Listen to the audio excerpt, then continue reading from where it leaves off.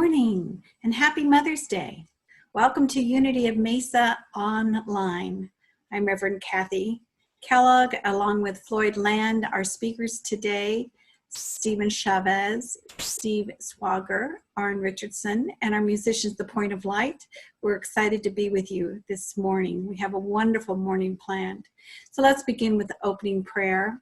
I invite you just to gently close your eyes and to take that breath, allowing that to move deeply in and through your body. And as we breathe into this moment, we bring our attention to the truth that God, Spirit, is love, and that love has no end, and it's a power that knows no bounds. At this very moment and with each breath, God's healing power, divine life is restoring, healing, and revitalizing our world. We let go of any fears or anxieties, and we affirm that we are all safe, healthy, and protected, no matter what the outer appearances may be. We bless all those who support us in maintaining our health and spiritual equilibrium, whatever role they may play. We express divine life in all that we think, that we say and do, and we bless our global family, also with that radiant health and peace of mind, and of course, abundant love. We allow our light to shine both within and without. And so it is. Amen. Well, good morning. Welcome to Unity of Mesa, where we enlighten, empower, and energize one another to uplift our world into a greater expression of God. Today, we're using Mother's Day to talk about that nurturing aspect of God, that mother spirit, the divine mother that shows up in our humanness, and those gifts of spirit that sustain us and nurture us through our lifetime. And so our affirmation for the today is, I honor the loving mother spirit that nourishes and sustains humankind. Let's say that together. I honor the loving mother spirit that nourishes and sustains humankind. Let's hear from Point of Light now. I got the joy. Joy.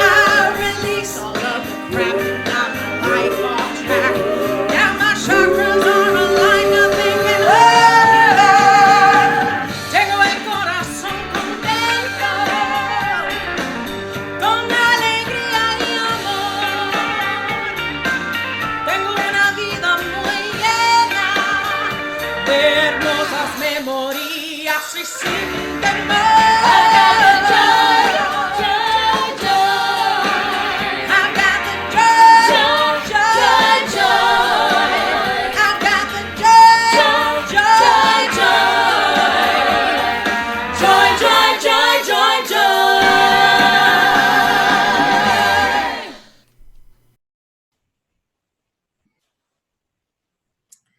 So things that for you to know, we continue to do virtual church.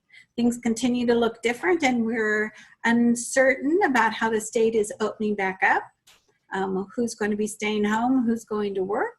But whatever happens, please keep our social distancing and wear your masks out in public to keep yourself and others safe. And we will let you know. We'll continue to be online, and we'll let you know when that changes, when we can come back together. Our fellowship is also virtual. Join us in the garden and on Zoom after this service. If you haven't registered, go to our website at unityofmesa.org, and on the home page you'll see a place to register. Do it now. Don't wait till after service. Do it now, and then a link will be sent to you to join us on Zoom, where we can share in fellowship and check in with each other. Our Sangha continues to be virtual. Karen and Tony meet on Zoom at 10 o'clock every Tuesday. If you'd like to be a part of that, please go to our website and under classes and fill in the registration piece so you can be sent a link to join that group. On our website, under the tab of ministries, there's a Unity Cares page. And on that, you can put yourself or someone else on a prayer list, which will then, once you submit it, fill out the prayer request and submit, it goes to our prayer chaplains to be held in prayer. If you would like to have direct prayer support or other spiritual support, see all that is available on our Cares page, our Unity Cares page. And so we are trying to connect with everybody in the church. If we haven't connected with you, you haven't received a phone call, it means we don't have your current phone number. So if you would like to receive a call and get your information updated, please email Nancy Spence at Nancy, Nancy, at unityofmesa.org. And she can get you on that list to be called.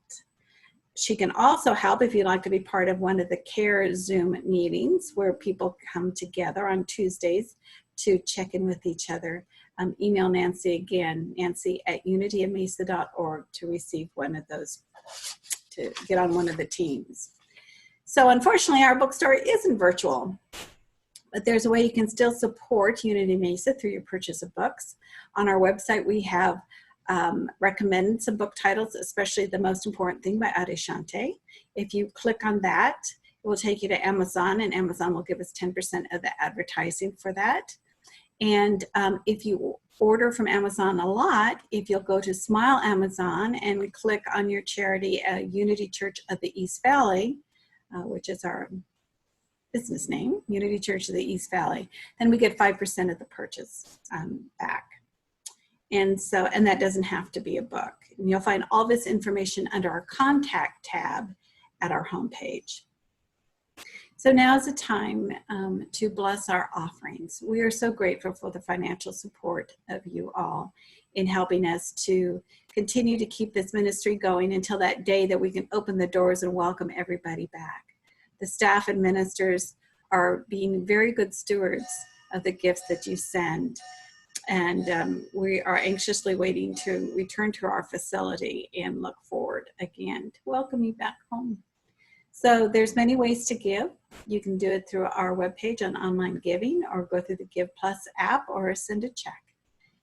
All is considered to be amazingly wonderful blessings to the church and the spiritual home. So let's take our offering in our hands and say in our offering blessing together: divine love flowing through me blesses and multiplies all that I have, all that I give, and all that I receive. Thank you, God, Spirit of abundance. That's a great blessing, for all the money that flows through your life, as the Spirit of abundance blesses all that we touch. And so we give thanks to that divine flow. Now it's time for us to prepare for meditation. and Floyd Land will be doing that.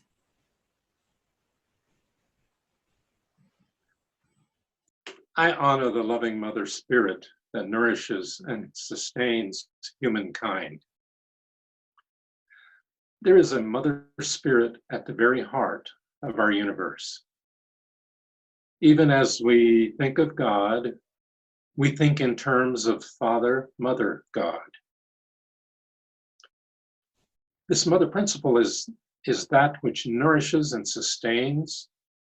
It feeds and tends and holds us together. On this day, which we are dedicating to all mothers everywhere, let us remember that we are honoring the mother spirit that is such an important part of this world in which we live. Let our thoughts be of our physical mothers. Then let our thoughts reach out to all those who have mothered us throughout our lives. In some cases, our mothering has come through a father. In other cases, our mothering is through some dedicated person, a teacher, a nurse, or a friend. Let our thoughts today be of thoughts of gratitude for this wonderful mother love which has nourished and sustained us. This mother love is an expression of God's love, which we are now able to give back in some measure through our mothering of those who need our love and our thoughts. So now, as we enter into our time of silent meditation, honoring the memories of being mothered, get comfortably settled in your chairs, gently closing your eyes. Let your inner mind take you to a place of comfort and serenity. Release all concerns and conflicting thoughts of the day. And begin to observe the rhythm of your breathing. Take a deep breath in through your nose. Hold it briefly. Then exhale through your mouth. Again, in through the nose. Hold it. And exhale through your mouth. With each breath in and out, allow yourself to become more comfortable, more at peace, focusing on honoring that loving mother spirit.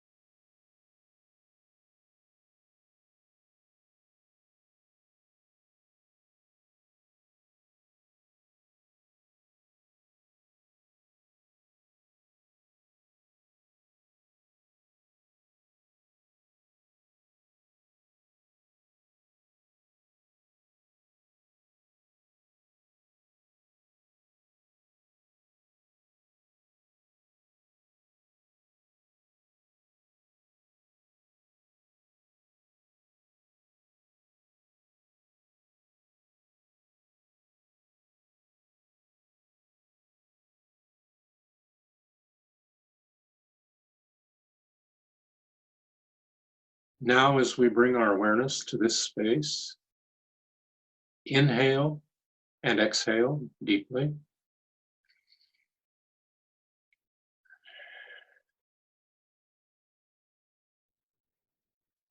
And when you feel ready, gently open your eyes, move your hands, your feet, and stretch a little.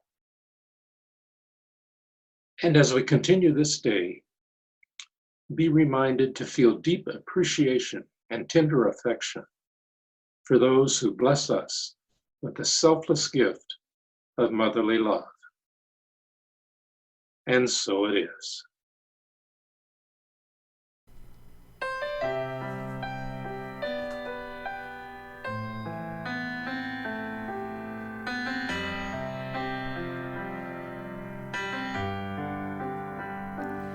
In this moment, in this place, I remember who I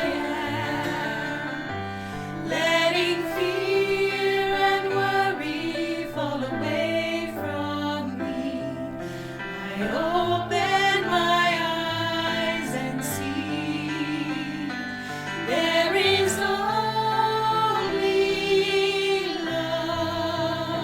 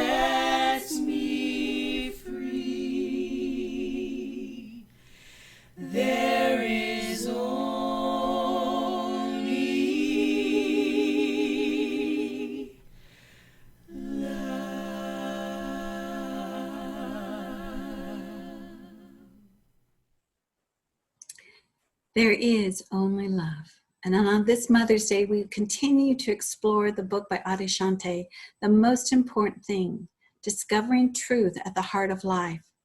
We often describe God as Mother, Father, God, knowing that aspects of spirit are reflected in our human experience through the art of parenting. We know that our parents have an impact on our human development, whether full-on spectrum of spirit or as a single aspect, depending on where they were in their spiritual awakening. As we celebrate the art of mothering and those who fulfilled that role for us, what is the gift of spirit that your mom passed on to you? What was the most important thing, that intangible value that your mother either consciously or instinctively embodied and made an impact on your life? We're going to entertain that question today with three men from our congregation. Stephen Chavez, who is a musician, you'll recognize him, for he plays the cello and the piano and sings. And he's also the speaker for the millennial service during our generational Sundays last year. Steve Swauger, who is head usher second service, former board of trustee member, meditation leader last summer, well received. Steve's been in the church for a long time. And Arne Richardson, who has participated in youth ministry for as long as I've known him. He is a current board member, also a meditation leader last summer, and very proficient at the singing bowls. We love to have him. So we just welcome all three and their sharings of what is the most important thing, that intangible value that your mother either consciously or instinctively embodied and made an impact on your life. Our first speaker is Stephen Chavez.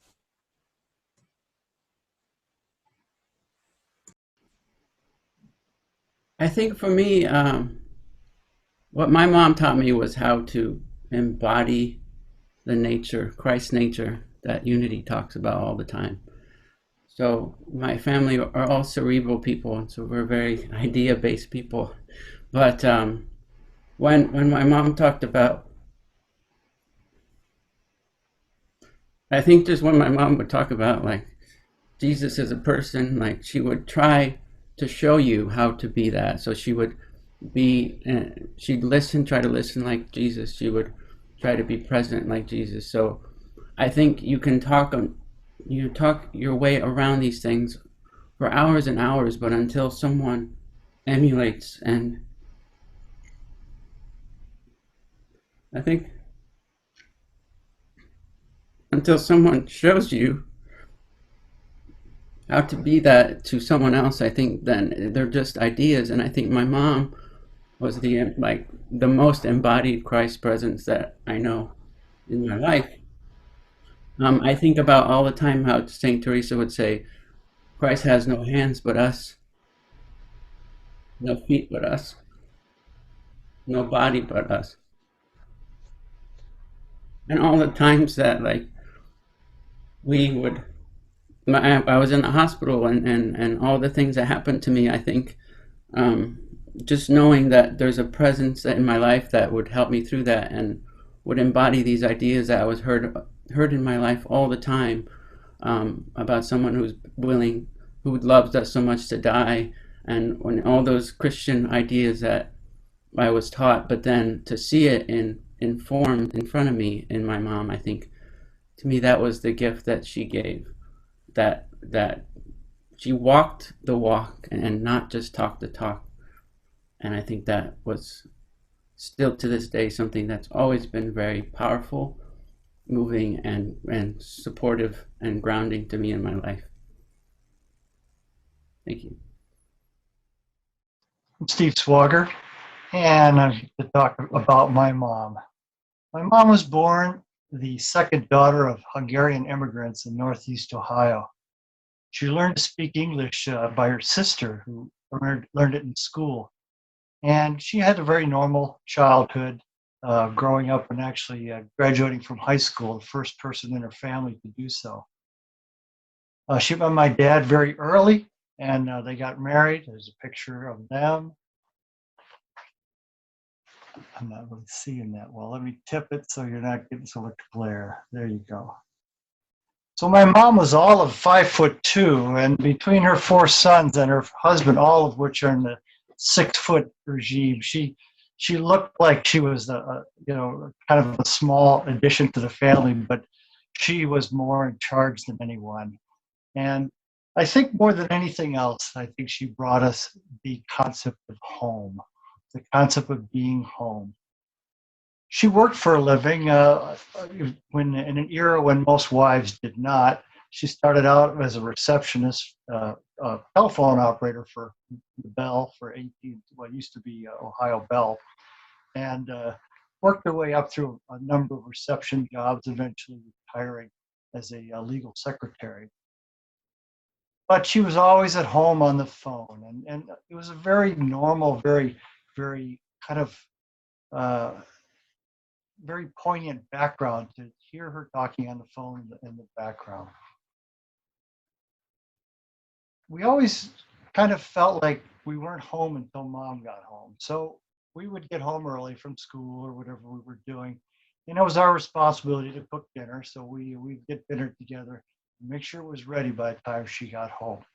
And when she got home, it kind of was the start of home. And there are a lot of things that even now, she's been gone now 20 years for us. And a lot of things now when we get together, we talk about the fact that she always talked about a nice roast. You never just made a roast. She always made a nice roast. And it was always that term, the two words cannot be said apart. And we kidded her about this a lot, but she still couldn't really stop herself. The sound of a vacuum cleaner. She was in love with the vacuum cleaner, and I think it worked, especially when something important was going on the TV. Of course, this was back in the days where you couldn't pause it and back it up or anything like that. So whatever you missed while that vacuum was running, that was lost. Always had very comfortable furniture around, and with those big throw blankets. They would always get bunched up and come out and everything, and there was always a point when she would make everybody get up, and we'd have to get the blanket and reset it and retuck it and get it just right so we could get back on that comfortable little blanket. And of course, like I said, the voice of her phone, her voice on the phone. Even when I was after I left and moved on, when I had a chance to call when I was in the military, which wasn't often, one of the first things I wanted to do was call home and hear my mom on the phone, and that just really felt like home. It had that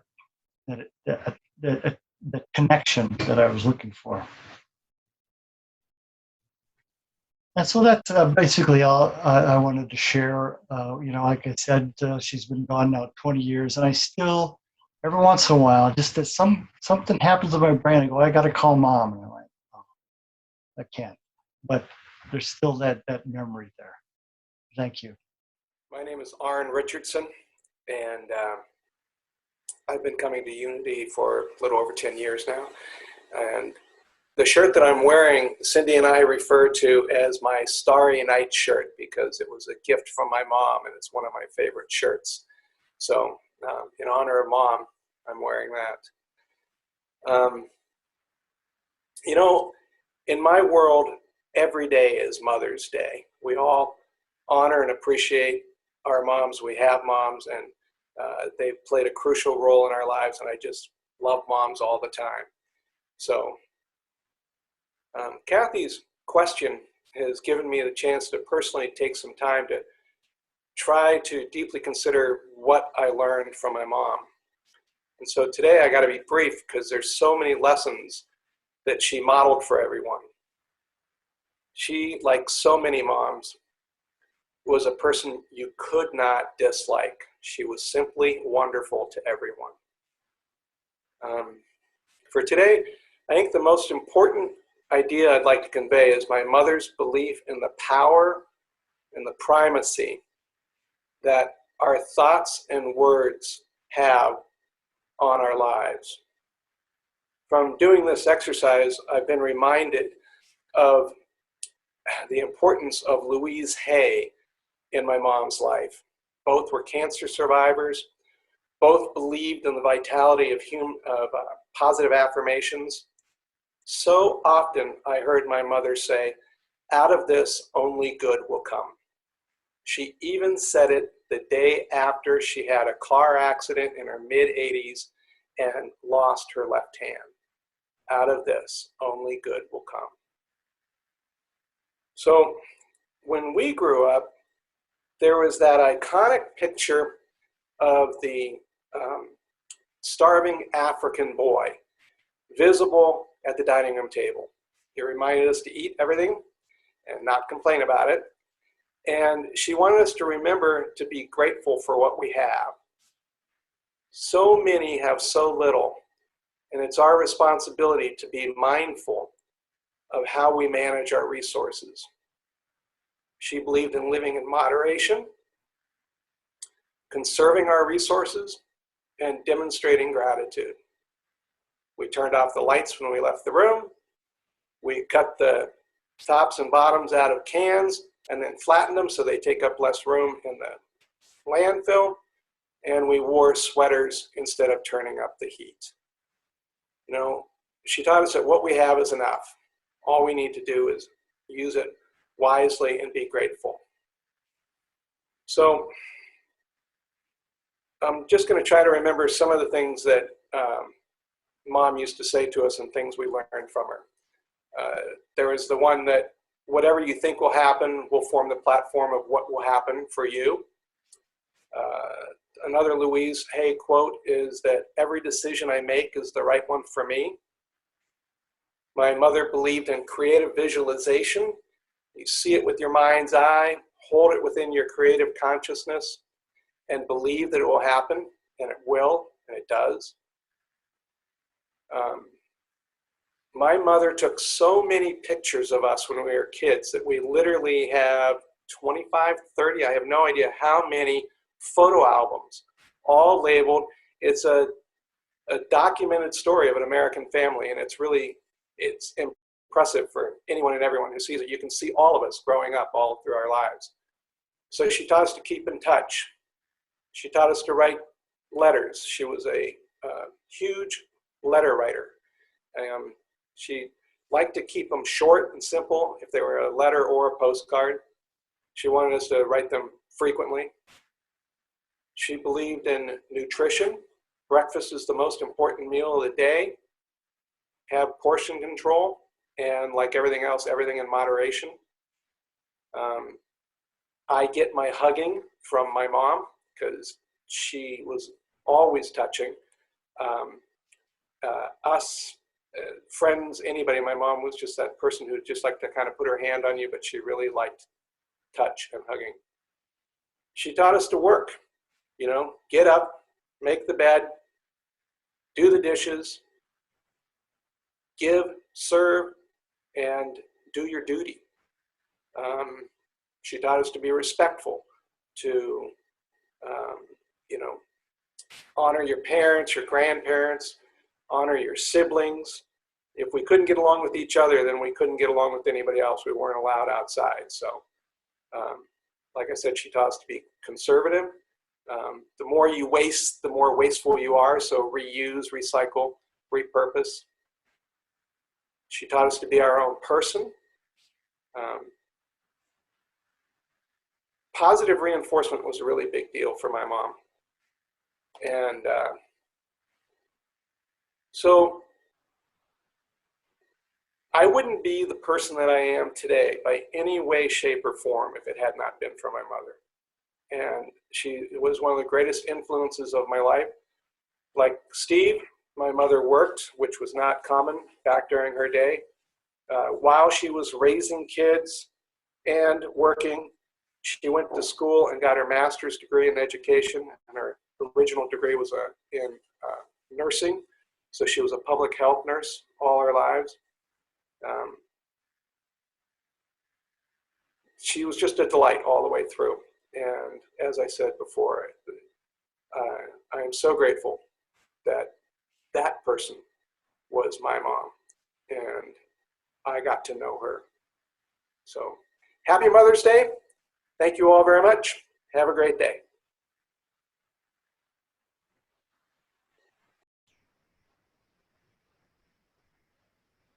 My gratitude to Stephen, Steve, and Arne for sharing with us this morning.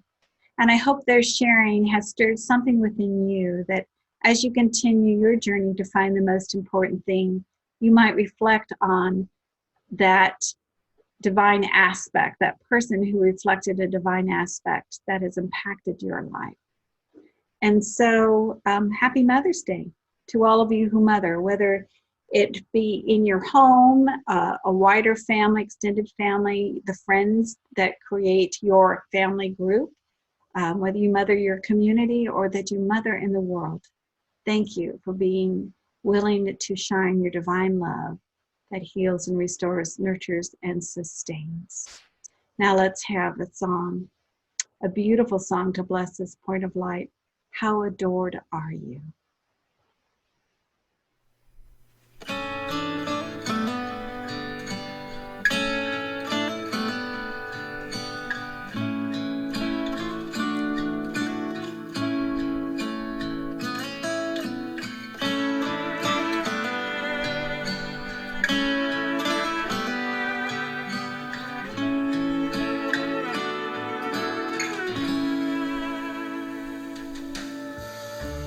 Child of mine, my beloved one, darling daughter, precious son, you have never been alone.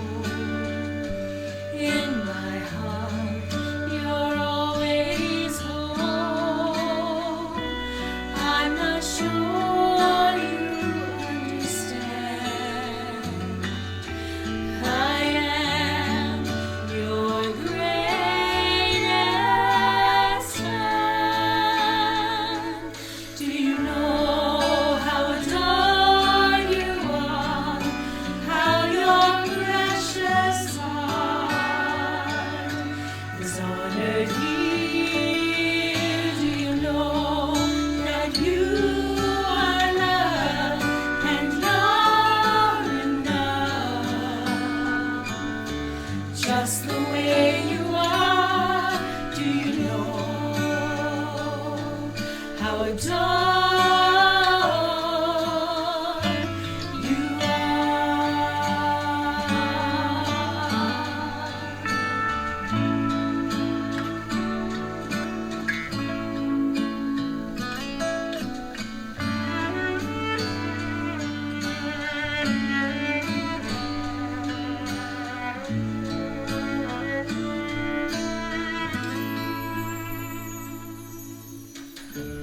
As a babe, you came to earth with secrets of the universe, but you forgot along the way. You are cherished, you are safe. I'm right here in everything you do. Take a breath, I'm breathing you.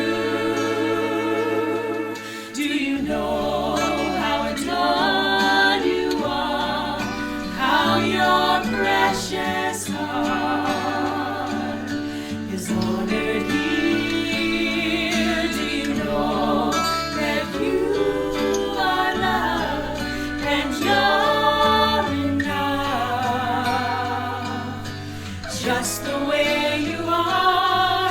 Do you know how adored you are? And oh, how you would love yourself, sweet child of mine, if only you could see yourself through my eyes. You would know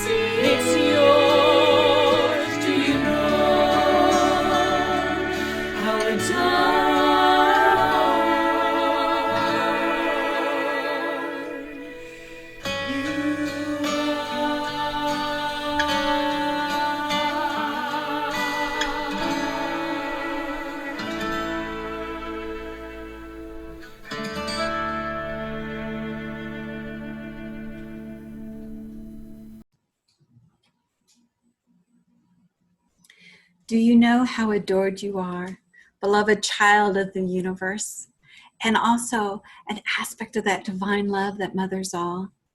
May this day bless you. Let's say together our prayer for protection. The light of God surrounds us. The love of God enfolds us. The power of God protects us. The presence of God watches over us. Wherever we are, God is, and all is well. Blessings.